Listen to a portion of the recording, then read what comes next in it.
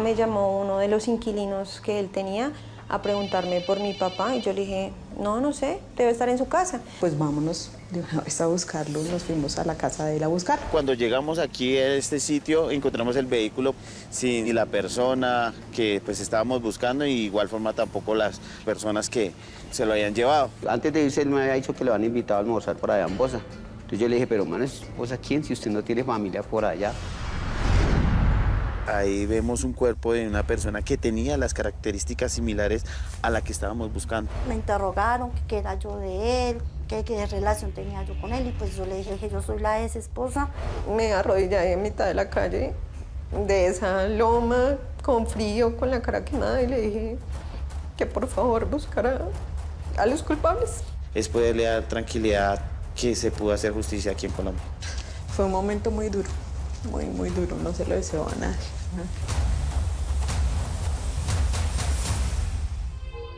Sandra Liliana Loaiza es una mujer humilde que vive en un conjunto en el sur de Bogotá.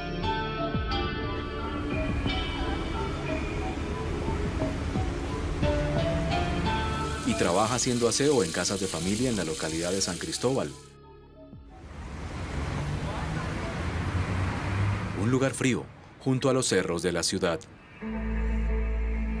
Un día, el 14 de junio de 2020, de repente un vecino llegó a su casa.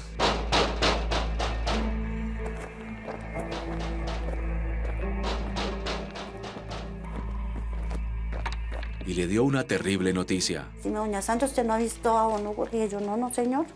Dijo, es que a don Hugo lo secuestraron. Y yo, no, tan mentirosos, hijos, lo acabaron de secuestrar aquí en la entrada del conjunto. Venía en contravía y él hacía cambio de luces. Y él al llegar acá a la entrada de la portería había como un taxi o algo y él como que lo iba como a chocar, como pidiendo ayuda. En el momento se ve cuando la gente bajaba corriendo, abrían las puertas y lo cogen, lo bajan y lo llevan hacia la parte de atrás.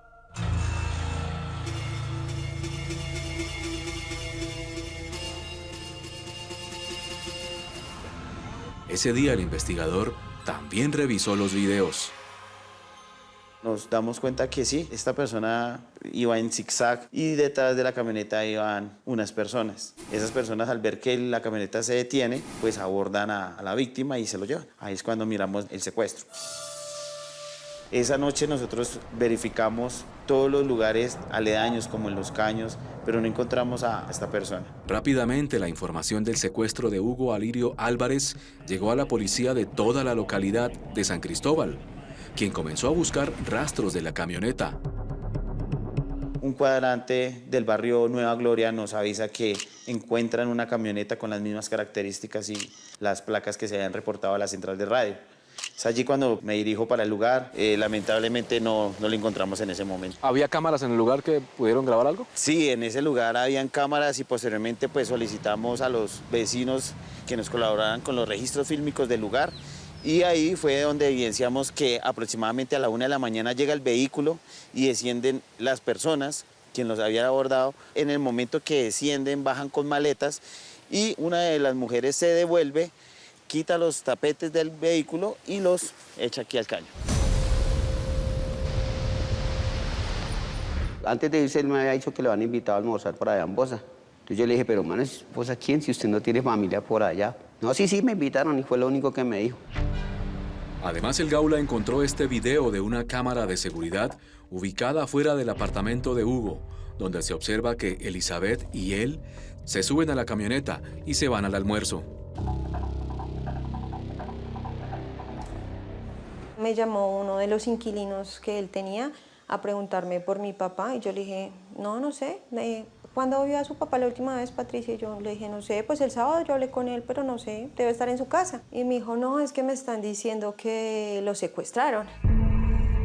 Cuando hay un caso de secuestro, generalmente los secuestradores llaman a pedir dinero por el rescate, pero hasta ese momento nadie había recibido una llamada. Los hijos de Hugo Álvarez estaban angustiados y por eso decidieron buscar por toda la localidad algún rastro de su papá, de quien sabían no tenía enemigos ni había tenido problemas con nadie. Pensamos que lo habían secuestrado, que nos iban a llamar a pedir plata. Al día siguiente de su desaparición,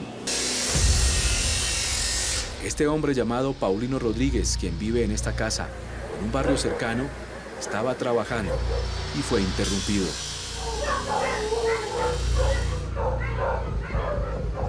Salió el perro y empezó a ladrar hacia ese lado. Entonces yo fui y miré cuando vi un cuerpo ahí. Al ver el cuerpo, lo primero que hice fue llamar a la policía. En el momento que llegamos aquí, yo miro el hueco y ahí vemos un cuerpo de una persona que tenía las características similares a la que estábamos buscando. ¿Tenía lesiones? ¿Notó usted algún tipo de lesión en ese cuerpo? Tenía una lesión en el rostro, puñaladas en el pecho y posteriormente la persona trata como de buscar un lugar y queda un rastro de una mano aquí en la pared y posteriormente es cuando cae en el hueco.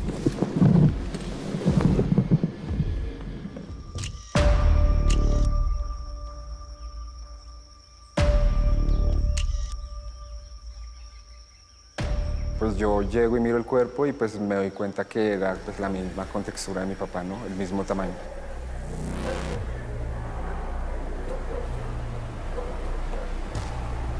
Pues está totalmente golpeado, sus dientes rotos, toda la cara pues moreteada. Obviamente el dolor, pues lloré, pues me preguntaba por qué había pasado y pues obviamente es algo pues que nadie espera.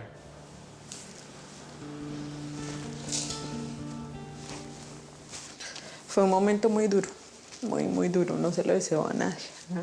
Pues era él, se veía que había sufrido, que había tenido una muerte, digamos, agonizante.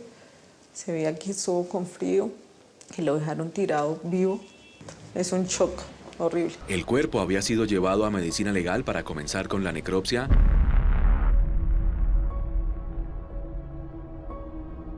Y mientras tanto, para la familia y para los investigadores del Gaula, comenzaba el gran interrogante. ¿Quién podría estar interesado en quitarle la vida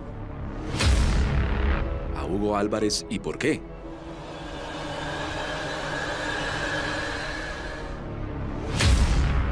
Sus hijos tenían algunas sospechas de las dos mujeres con las que convivió los últimos años. De pronto Sandra vio viable quedarse con algo. Ella vive en una casa que es de mi papá, entonces no sé. Yo la verdad, de corazón siempre sospeché de Elizabeth. Fue la única persona que yo creí que lo había hecho.